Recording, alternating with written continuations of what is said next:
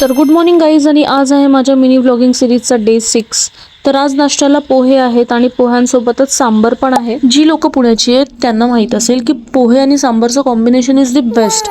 पण जी लोक पुण्याच्या बाहेरची आहेत ना, त्यांना हे कॉम्बिनेशन आवडत नाही किंवा ऑड वाटतं. बट इट्स ओके, कारण सगळ्याच गोष्टी सगळ्यांना आवडल्या पाहिजेत असं कुठे लिहिलंय. तर नाश्ता वगैरे झालाय आणि त्याच्यानंतर आता आपल्याला बनवायचं आहे rosemary water. Actually rosemary water बोलण्यापेक्षा याच्यामध्ये बरेचसे वेगवेगळे इन्ग्रेडियंट्स आहेत जे मी सध्या हेअर ग्रोथ साठी वापरतेय. तर मी पाणी गरम करायला ठेवले आणि त्याच्यामध्ये ड्राईड रोजमेरी टाकली आणि मी त्यात टाकतेय कलौंजी, मेथी दाणे आणि कढीपत्ता. हे मी आता ऑलमोस्ट 20 to 25 मिनिट्स बॉईल करायला ठेवते आणि हे जोपर्यंत बॉईल होतंय तोपर्यंत केसांना तेल लावून घेते, कारण मला आज करायचं आहे हेअर वॉश. आणि हेअर वॉशच्या आधी हेअर ऑइलिंग करणं खूप जास्त गरजेचं आहे. मी जे तेल लावते ती आहे कोकोनटचं कोल्ड प्रेस ऑइल आणि त्याच्यामध्ये मी थोडा लिंबू टाकते. आणि कोकोनट आहे म्हटल्यावर जी केस फ्रीज झाली आहेत ती थोडी कंट्रोलमध्ये येतील. तेल केसांमध्ये मुरते तोपर्यंत जे रोजमेरी वॉटर आहे ते मी गाळून घेते आणि हे आपण एक 7 to 10 डेज स्टोर करून ठेवू शकतो. हेअर वॉश करताना ना मी नेहमी रिव्हर्स प्रोसेस करते, म्हणजे आधी कंडिशनर लावते आणि त्याच्यानंतर शॅम्पूने हेअर वॉश करते. पण आज मी फक्त शॅम्पूच यूज केलाय कारण माझ्याकडून आज थोडं जास्त तेल लावलं गेलं होतं. तर आता मी केसांना लावते हेअर सिरम आणि हे फक्त एंड्सला लावायचं असतं आणि ह्याच्याने केस मस्त शायनी होतात. केस ऑलमोस्ट सुकलेली आहेत आणि त्याच्यावर मी आता स्प्रे करते हे रोजमेरी वॉटर. हे मी दिवसातून 2 वेळेस स्प्रे करते. एकदम इझी आहे, म्हणजे फक्त स्प्रे करायचा आणि हलक्या हाताने मसाज करायचा आहे. आणि याचा रिझल्ट ना खरंच खूप छान आहे. म्हणजे तुम्हाला इथे दिसेल मला बेबी हेअर्स आलेले आहेत आणि असं फक्त एकाच ठिकाणी नाही तर डोक्यावर बऱ्याच ठिकाणी बेबी हेअर्स आले. एकदम इझी टू मेक आणि बजेट फ्रेंडली आहे.